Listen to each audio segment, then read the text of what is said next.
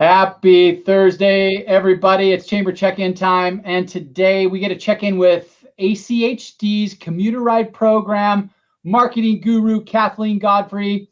Hi, Kathleen. Hey, Paul. Hey, I'm excited to learn more about the Commuterride program and other opportunities that you guys provide and resources. But first, I get to thank our series sponsor for these check-ins, Delta Dental of Idaho. You know, Delta Dental of Idaho continues to offer unique plans designed for small businesses to keep their employees healthy, happy, and smiling. So with that, I get to share a fun little video. Here we go. Even though it's different lately, your same smile still beams and laughs at the same things. So remember to keep it active, healthy, well-fed, on track, and connected to the right care and treatment. A message from Delta Dental of Idaho. Thank you, Delta Dental. And now I get to introduce, again, marketing and outreach specialist for ACHD's Commuterride program, Kathleen Godfrey. Hi, Kathleen. Hi, Paul. Thank you. Thank you for having me. This is wonderful. Absolutely. I get to watch the Facebook Lives that you do. And so we got to chatting and thought, this is a perfect time. Yeah. And we'll get to that timing here in a moment. But why don't you tell me more about the history of the Commuterride program and how it got its start? Yeah, so in 1974, a lot of people probably weren't born then. I was. There was an energy crisis and gas was really expensive and people were scrambling in gas lines. And it started as a carpool connection, get people to carpool together because gas prices were so high. So that's the initial start of it. Then in 1976, we rented 2 vans from Sun Valley, from the ski resort. And we started our commute program with those 2 vans and a few businesses. And then it grew and grew and grew. And now we have lots of vans on the road. And we'll talk about that in a little bit. But we are the longest running van pool program in the nation. I mean, think about that. From 1974, it started with just a carpool gig and then turned into this great van pool program. And so, so we're very much a model for the commuter industry when it comes to van pool and using smart commute options. Okay, so started in 1974, and this is, and obviously ACHD has been around longer. So you told us about how Commuterride got its start and why, but tell us a little bit more about the different commute options that have spawned since. Yeah. So obviously Ada County Highway District, we run the van pool program out of our office and out of our housing. And so we have right now about 62 vans on the road. Normally in a non-pandemic time, we have about 86 to 90. So it's a strong program. And then we also have a rideshare platform, and through the rideshare platform, we promote all modes of commuting. So that would be carpooling, that would be, of course, van pooling, that would be busing, biking, walking, anything that takes away from being an SOV, which is a single occupancy vehicle. And we have to say that a couple times for people to understand SOV. Just the basic message is to pick something other than driving alone in your car for many reasons. I think it's so important. I used to commute every day to Mountain Home for a couple of years when I worked at Albertsons. And I thought, how can I get there and get in a van pool? Because there was a lot of people coming from Mountain Home to Boise. The opposite was a little tough for me and trying to fit in that time frame. But I eventually found one of the carpools through the program that fit into the window. I just had to wait like 30 minutes longer on the return back. That saved me gas money, and it gave me a little bit more time to prep on my way to work while I was thinking about my day's tasks. tasks instead of Right. just the mundane driving. Right. And the whole idea is, the benefits behind it are obviously the health benefits for your mental state when you're not having to be in traffic and drive alone. Health benefits as far as, hey, if you live a mile or two from work, get on a bike. We can help people find a bicycle through our partners. So get on a bike, walk to work and, or team up with a person and trade off carpooling. One week you might drive, the next week they might drive. And so, the health benefits are there. The environmental benefits are there. The more cars we take off the road, the less CO2. We know the area is growing like crazy. And so that's just all the more cars that are on the road. So, do your part as a green, loving person of the Treasure Valley and try to share a ride. The van pool's great. We talk to people about getting back that time that you're losing by being behind the wheel by yourself. So, you can do your podcast, you can do your social media, you can, so many things. Check up. I told somebody the other day, I said, it'd just be nice just to sit in the van and stare out the window and watch, the other people driving by, hold up my sign, 345 pool. There's the environmental quality and then there's the financial benefits, is saving money because a lot of times the employers incentivize, the employees. It's a factor of retention of employees because you are providing this incentive or this, you're paying for their bus, you're paying for their van pool. Companies buy shoes, helmets, bikes. There's so many ways to do it. And sometimes you just don't think about how to do it or how do I get the message across to the employees, and hence Right. Made in Motion. Yeah, our community has a great bus service as well, and I just think it just requires more education and let people know that the buses. And tell me if I'm wrong, but you can travel from here to Caldwell, correct? Oh yeah, for sure. And they have, they're growing and their program is getting better with on-demand service. Bus rides are compliments of Valley Regional Transit for the month of May. So no cost transit fare for people. It's a good time to try it. Ride your bike to the bus stop and put your bike on the bus. It's very easy. I was very intimidated the first time I did it, but it's very easy to do. That's easy. awesome. And they'll wait. I hope that, more people we can educate, the more we can, throw people into these different modes.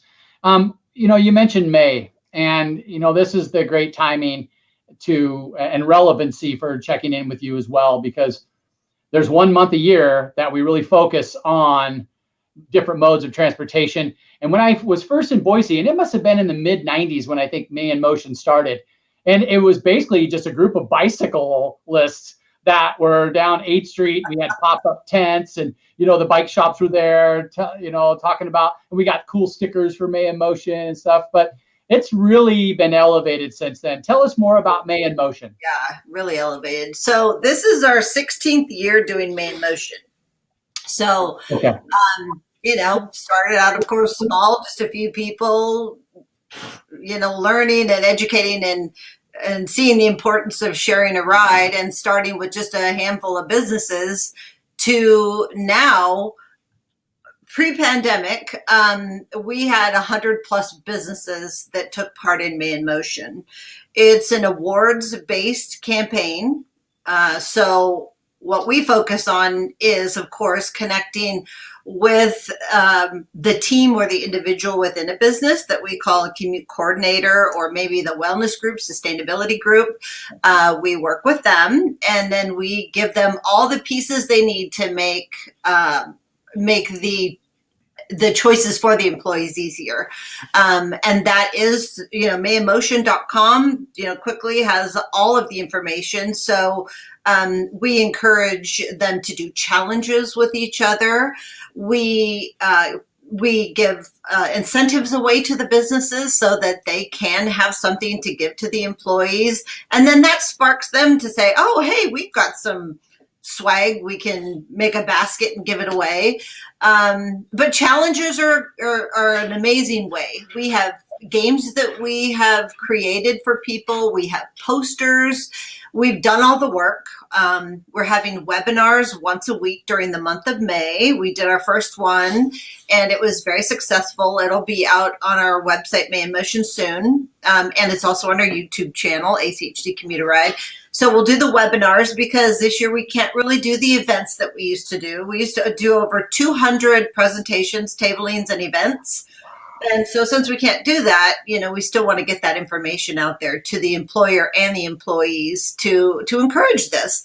And that's how you change the behavior, through the education components of May in Motion and Share the Right Idaho, which we'll probably get into here in a little bit. But yeah, it's awards based, all the way from platinum to honorable mention. We're there to help make it successful, and we invite everyone, go on madeinmotion.com and register. It's not too late to register, so we'd love to have everyone take part and learn about it, because it is important. As we grow, it's very important, very important.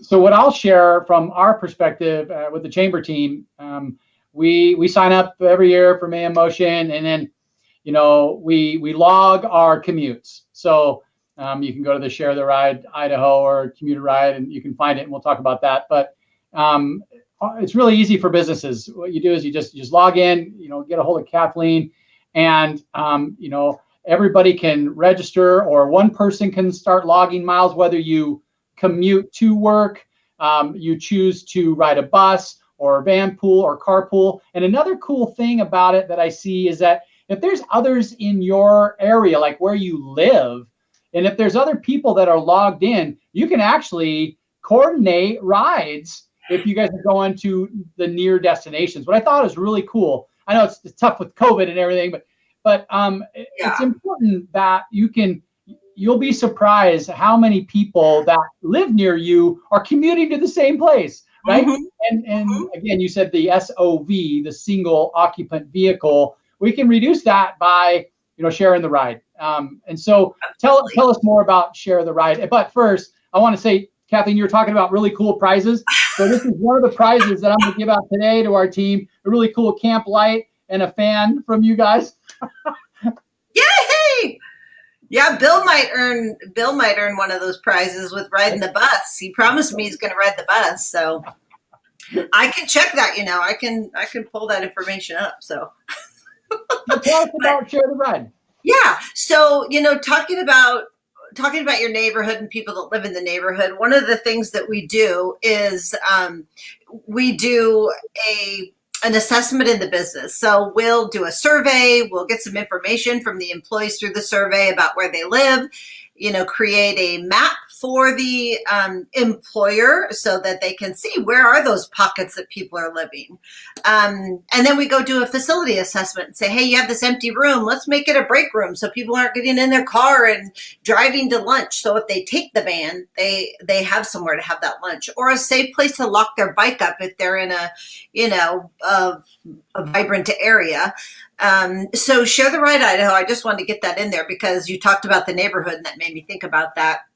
But Share the Right Idaho is what we call a ride sharing platform, and it does multiple things. And so initially when you sign in, if you are a business that we're working with, we create your own private network. Meridian Chamber, Boise Metro Chamber has their own network. Simplot, everyone who's part of us has their own network so that the commute coordinator can keep track and see who's doing what and what modes are going on. But you go into Share the Right Idaho, use your work email, sign in, look for your commute. It'll show all the different commute options. There's also our phone number if it's a little tricky for you. So it's a place you find a commute. It's a place where you track a commute. And you can earn incentives and gift cards by tracking, because we use that data for a lot of things, to get some funding and some educational programs out there, city of Boise, whatnot.